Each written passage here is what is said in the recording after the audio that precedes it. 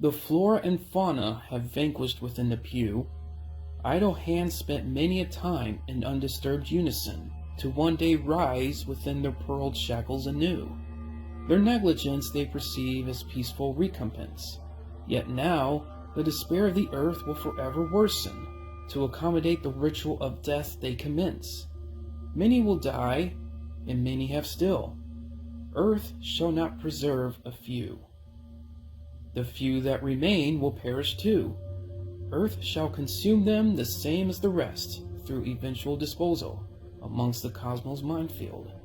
We are not to assume the dwarf star with which all life takes arousal through science is to make amends elsewhere where the dispersal of reality lacks reason, and reason lacks a reliance on measure, where the flora and fauna cannot resume. The price of the atmosphere is untagged. Our darkened greed will have vanquished at least within the turmoil. Rejoice!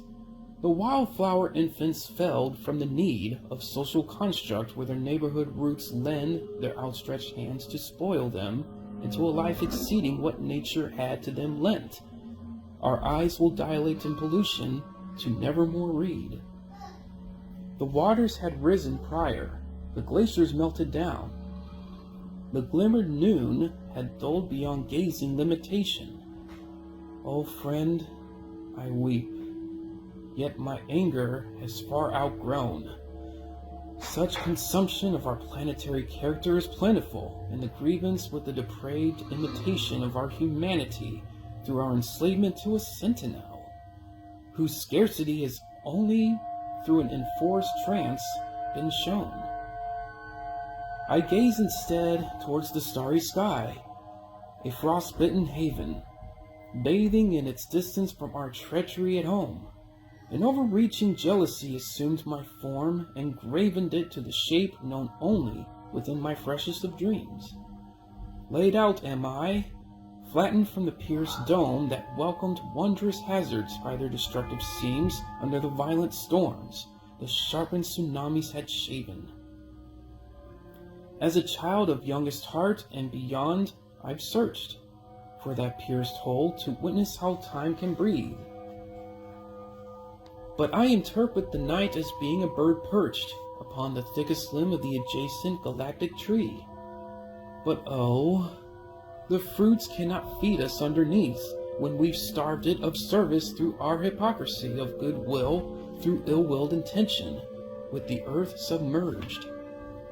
If I were to defy the physics of natural restriction and ascend to the highest limb to witness the splendor of the evolving catacomb of calamity, should then the affliction of such a foolish errand to delay my inevitable doom be forgotten? Should I alone be spared, or shall I surrender to wondrous earth and her vengeance? Death is tender bloom, and so transparent, an affliction, an infliction, and an addiction. No, I shall perish with all alike, and my reality will not withhold. Bathed in a trance, as the birds tremble in flight, the cool evening wears the clouds as a cape, the silver moon as gold, when she rots in her sorrow from her mother's degradation, as survival of the fittest among the billions fight amongst themselves through their stupefied tribulation.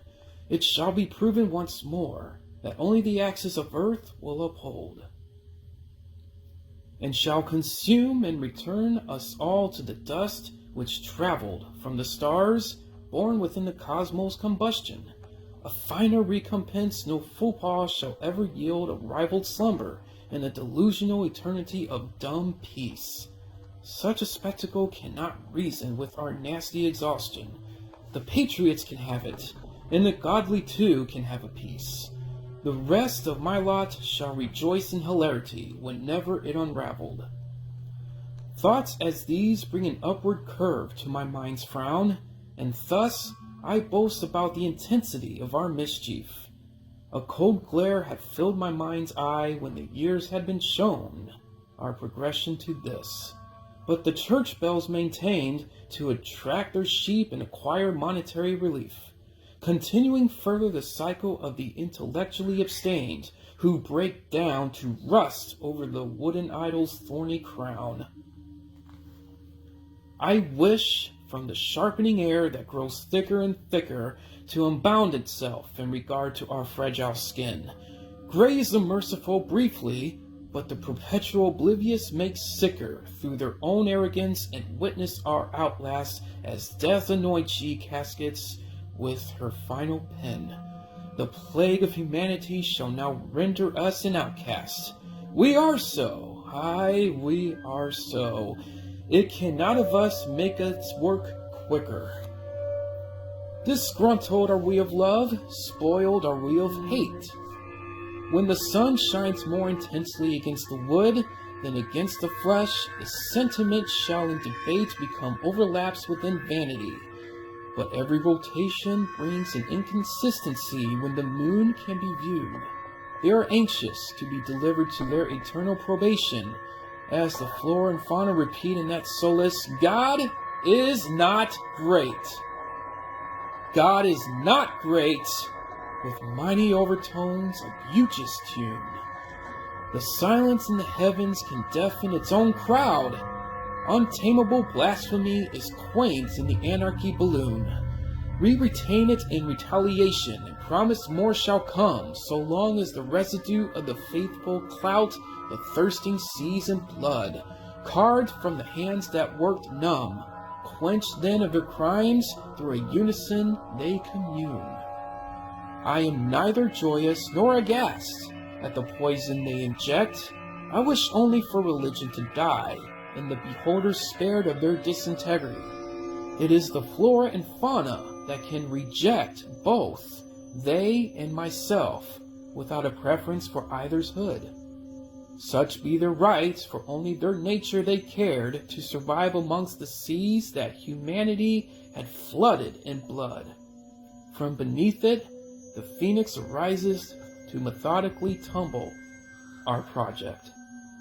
If religion shall perish, shall too then reincarnation, you wonder? But if by anarchy your lively fruit shall forever rot, then would not anarchy be the very sight your new life first wonder? To perish and return, to perish some more, death be never hungry. Thus, why shall we wish to resurge in the evil we wrought? If peace is the ultimatum of many who oppress recovery, then only in the grave can peace be achieved without sunder.